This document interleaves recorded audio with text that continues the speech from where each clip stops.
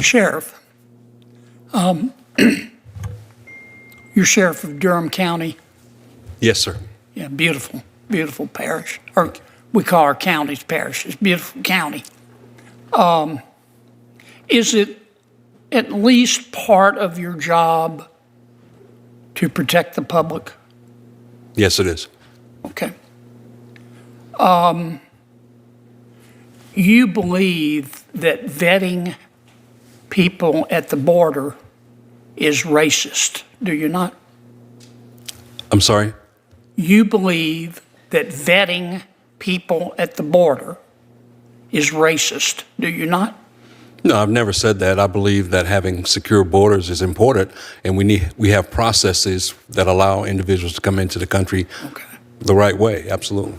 You believe that people should be able to violate federal immigration laws without consequences, don't you? No, sir, I do not. I believe that anyone who violates federal or state law needs to be held accountable, and there need to be consequences. You don't believe in cooperating with ICE, do you? I believe in cooperating with federal authorities, as I do. A number of federal agencies I cooperate with, and I certainly would cooperate with ICE if they would cooperate with me. Okay. You were elected in 2018, Sheriff, is that right? That's correct. Okay. On April 18, 2018, you gave an interview with a media organization called Indie Week. Do you remember that? I'm familiar with the paper, yes. Okay. Here's what you said.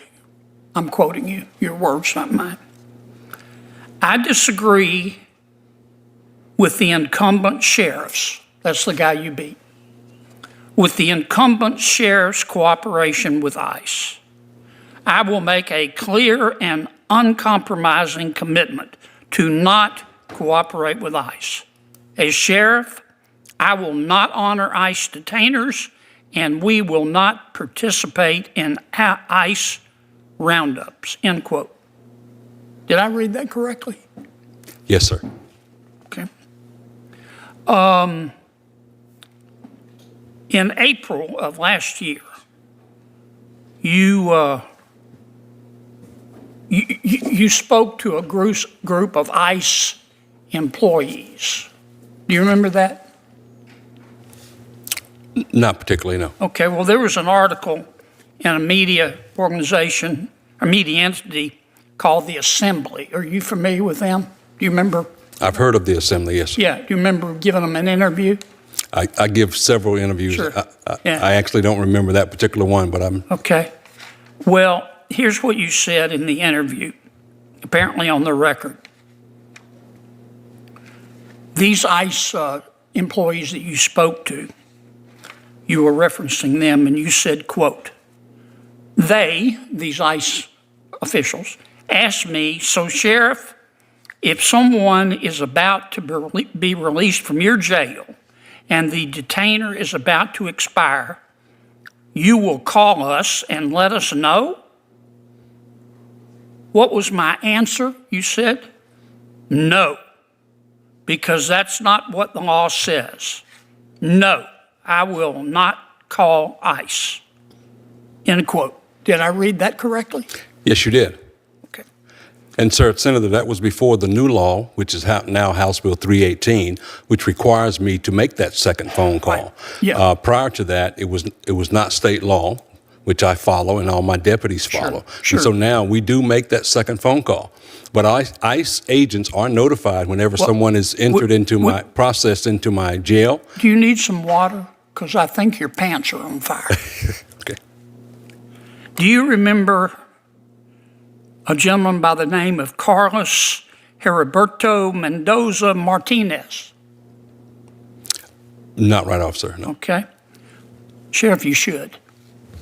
He was in our country illegally from Mexico. He was in a street gang. Back in Mexico, he was convicted of manslaughter. And he was in your jail.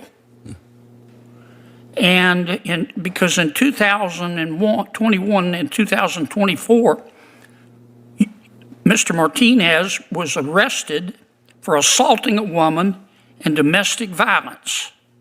And ICE placed a detainer on this guy because he was in our country illegally. And he was a criminal. And he was in your jail. And you wouldn't honor that detainer, would you? I can't say that I did not honor the detainer. I can. I can say what I did honor was the conditions of the release that were issued by a judge. And so therefore, and once again, ICE was notified that they could come pick up this individual. Do you really believe in public safety? Yes, sir, I do. You would allow someone in our country, illegally, convicted of manslaughter, convicted of domestic violence, in your jail. ICE says, please hold him when his time is up. We want to get this criminal out of our country. And you said no? ICE was notified that they could come pick up the individual, and for some reason they did not. And the judge issued the conditions of release.